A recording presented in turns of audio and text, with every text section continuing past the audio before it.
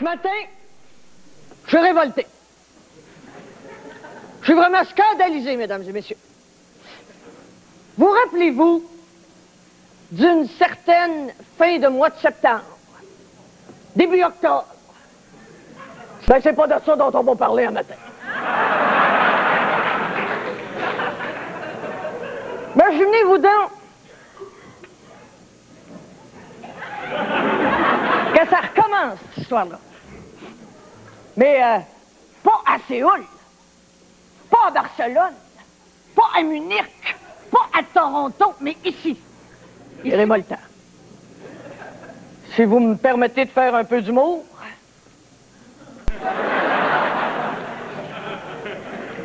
Quand on pense, quand je pense, que je pensais. Non. C'est écœurant. C'est écœurant. Où s'en va la société? Elle ne sait plus. Elle sait plus. Écœurant. À qui la faute? C'est-tu à la société? Que c'est qui vous a pris? Pourquoi? C'est écœurant. C'est écœurant. Oublie pas ton masque. Oublie pas de pas oublier ton masque. Tu pars pas en pédalo.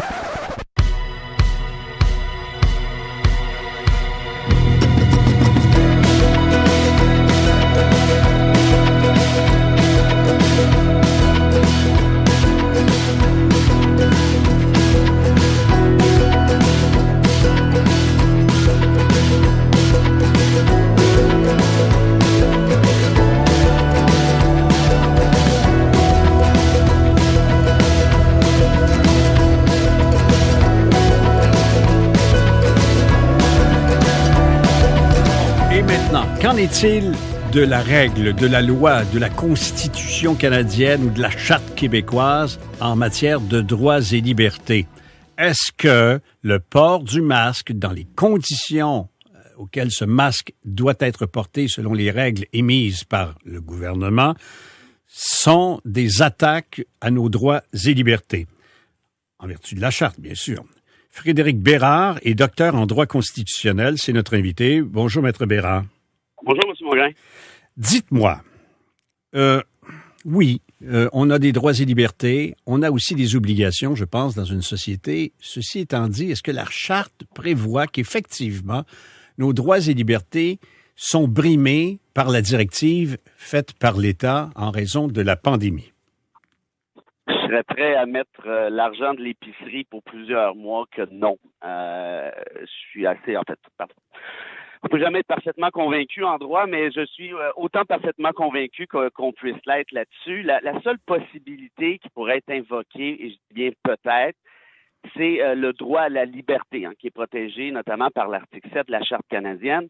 On pourrait dire, voyez, le gouvernement brime ma liberté en m'obligeant à ce masque-là. Mais l'affaire qu'il faut savoir, c'est que si jamais même ceci était reconnu comme étant une atteinte à au droit à la liberté, et ça, j'en suis vraiment pas certain, mais même si c'était le cas, les libertés individuelles doivent être interprétées de manière large, dans l'optique où elles ne sont pas absolues. On doit considérer les intérêts collectifs aussi. La juge devra évaluer si l'intérêt de la collectivité ne devrait pas primer ici. Et dans un cas de pandémie, de santé publique, ça me semble très clairement évident qu'il n'y a aucune chance de succès là-dessus. Mais on peut faire des syllogismes un peu vicieux, c'est-à-dire que ce que vous venez de dire, c'est très bien, c'est parfait, mais en même temps, si moi, fondamentalement, je ne crois pas que ça existe, que c'est une invention pure et simple en vue de me manipuler, vous savez, je dis ça et en même temps, donc je dis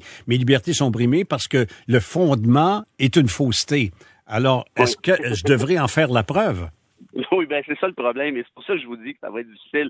Parce que si vous débarquez devant le tribunal pour expliquer que tout ça est une machination mondiale, un vaste complot de Bill Gates, les 5G, les micropuces et machin truc, pas certain, moi, que le cours supérieur va donner beaucoup de crédit à vos convictions ou à la preuve que vous allez tenter de faire, parce que vous serez incapable de toute façon. Donc, votre cours risque d'être rejeté assez rapidement, puis probablement même avec des pans, vous allez vous faire taper sur les doigts pour pas dire avoir l'air parfaitement ridicule dans la décision. En cette matière, comme dans bien d'autres, j'ai l'impression qu'il y a une tendance présentement probablement due à l'exaspération, à la justice de la rue plutôt qu'à la justice des tribunaux. Ouais, ben ça, c'est l'autre problème. Hein. Tout ça, moi, je suis parfaitement d'accord avec vous. Là, c'est très pertinent comme propos parce que tout ça est interrelié en quelque sorte. On s'imagine qu'il y a un complot économique et le complot économique s'étend aussi à la phase politique, au volet institutionnel qui inclut aussi les tribunaux. Donc, tout ça est une machination pure et simple pour plusieurs. Donc, évidemment que ça devient difficile de discuter rationnellement. Cela dit, si jamais ils vont chercher, et puis c'est le cas d'ailleurs, là, il y a un recours qui est intenté, s'ils vont chercher ils tentent de chercher une décision à cet effet-là, là, je pense qu'ils vont frapper un mur. Le problème, par contre, évidemment, ils vont dire que le juge était biaisé, le juge fait partie du vaste complot lui aussi, auquel cas on n'en sort pas. Dites-moi, il y a d'autres situations. Sortons du masque. À bas les masques. Sortons du masque et parlons de d'autres phénomènes dans notre société que nous côtoyons quotidiennement et qui briment ma liberté. M'attacher dans ma voiture, là, il faut le faire, là. Tu sais, je t'aime, je t'attache, là, c'était l'ancien slogan. Je pense que attacher, c'est quelque chose qui brime une liberté pas mal, plus que de se masquer et pouvoir circuler librement. Alors, ça aussi, ça convient pas tout à fait à la liberté. Ben, voyez, ça, c'est un excellent exemple. Quand je vous disais tout à l'heure que les libertés individuelles, doivent être interprétées de manière large, oui, mais elles ne sont pas absolues. Ça, c'en est un exemple. Il y a un intérêt de la collectivité à ce qu'on assure la sécurité des conducteurs. Bon.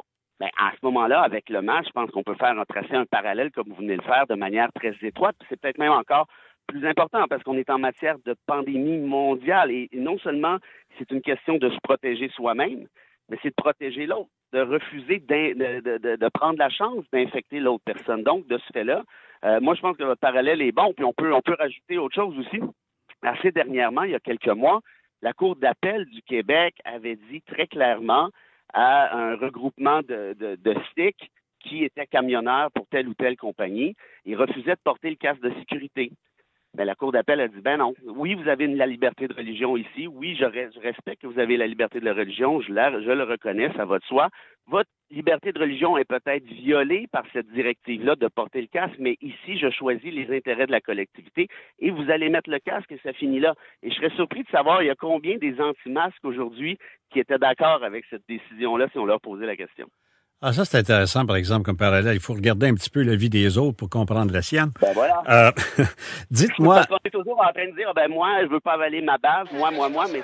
Liberté individuelle, liberté individuelle, ça s'inscrit dans un cadre très collectif. Il y a un jeu de pondération par les tribunaux, c'est excessivement important, surtout en matière de santé publique. Est-ce que, nommément, textuellement, il est écrit dans la Constitution canadienne ou québécoise que nos droits sont liés à des obligations, ou si on ne parle d'aucune obligation pour un citoyen? Ben, en fait, il n'y a pas le terme obligation dans ce cas-ci n'est pas prévu dans les chartes. Il n'y a pas d'obligation citoyenne. Il y a des obligations positives pour le gouvernement, par exemple, à l'article 23 de la Charte canadienne, de créer des écoles en français à l'extérieur du Québec et ainsi de suite. Mais le citoyen, lui, n'a pas d'obligation. Ceci dit, vous faites référence à la notion que je soulevais indirectement, c'est-à-dire que c'est pas une obligation comme telle, sauf que si l'État veut vous imposer une norme qui, oui, c'est vrai, atteint vos libertés individuelles, ben il pourra le faire si c'est justifié dans le cadre d'une société libre et démocratique, par exemple. Je sais que les avocats n'aiment pas beaucoup faire de fiction et de projection dans l'avenir parce que... Ça dépend à qui vous parlez. OK, bon, ben je vais essayer avec vous de bord. Imaginons que cette pandémie... qui attend un vaccin pour revenir à une vie pseudo-normale, ce vaccin n'arrive pas. Est-ce qu'une règle gouvernementale dirait maintenant, on fait une loi, puis on dit le port du masque maintenant est obligatoire jusqu'à nouvel ordre, au sens que pour toujours, puis on verra si l'exception, c'est-à-dire l'arrêt d'une pandémie, pourra lever cette obligation-là. Est-ce que c'est pensable dans une loi d'inscrire ça? Ça viendrait me dire, écoute, t'es plus libre pour jamais, là. Ben, en fait, moi, oui, tout à fait. Ce serait possible parce qu'encore une fois, l'impératif ici est celui de la santé publique. Et je pense que c'est maintenant clair scientifiquement. Le problème, c'est qu'il y a eu beaucoup de cafouillage au gouvernement du Québec au début de la pandémie quand le docteur Arruda ne portait pas le masque, ça prévient pas les infections. Ça, évidemment, les gens sont un peu confus, puis donc le gouvernement a perdu de la crédibilité là-dessus. Mais si le gouvernement faisait adopter à l'Assemblée nationale une loi, ou ça peut même se faire par décret, en fait, comme ça se fait actuellement, où on précise très clairement que oui, ben le masque, ça va être jusqu'à nouvel ordre, puis c'est un peu ça en ce moment, ben ça sera ça jusqu'à temps qu'il y ait un vaccin. Et la beauté de l'affaire, si on peut dire, si on se le souhaite en tout cas, c'est que ce masque-là, cette obligation, sera temporaire par définition, parce qu'un jour, j'ose croire qu'il y aura un vaccin qui viendra mettre fin à cette histoire de COVID. Alors, quand on reprend cet argument-là, je pense qu'il est encore plus fort, parce que ceux qui invoquent le fait qu'on brime leur liberté individuelle, ben, le gouvernement pourrait répondre devant les tribunaux très facilement, oui, mais par définition, ceci est temporaire, versus, par exemple, la ceinture de sécurité qui a été reconnue de toute manière comme étant une obligation tout à fait raisonnable. Parfait. Ben, merci beaucoup, Maître Frédéric Bédard, docteur en droit constitutionnel. Excusez-moi, Bérard. Moi, j'ai Bédard ici. La première fois, c'est bien. 1 sur 2, ça va. C'est une faute de frappe. Merci. Au revoir. Merci, au revoir. Au revoir.